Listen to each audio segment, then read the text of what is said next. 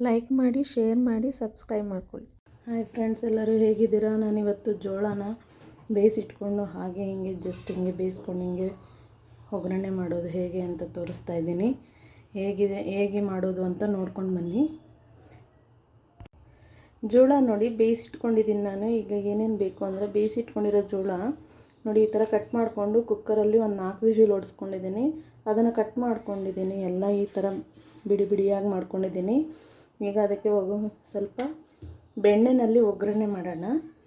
ನೋಡಿ ಬೆಣ್ಣೆ ಬೇಕು, ಮತ್ತು ಚಿಲ್ಲಿ ಪೌಡರು, ಮತ್ತು ಸ್ವಲ್ಪ ಲೆಮನ್ನು, ಸ್ವಲ್ಪ ಉಪ್ಪು.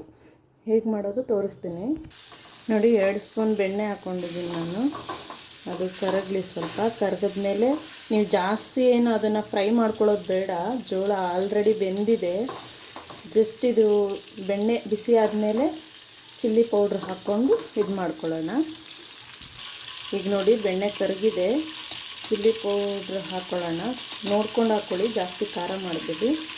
ನೋಡಿ ಇಷ್ಟು ಹಾಕ್ಕೊತಾ ಇದ್ದೀನಿ, ಒಂದು 1/4 ಸ್ಪೂನು. ಉಪ್ಪು ಬೆಣ್ಣೆನಲ್ಲಿ ಹಾಕಿರ್ತಾರೆ, ನಾವು ಹಂಗಾಗಿ ಸ್ವಲ್ಪ ಹಾಕ್ಕೊಳ್ಳೋಣ.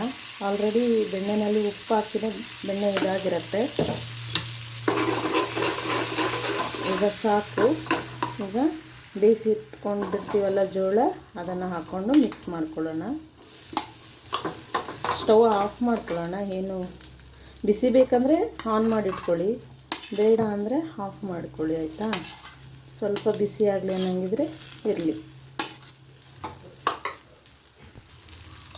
ಇದು ಸ್ವೀಟ್ ಜೋಳ.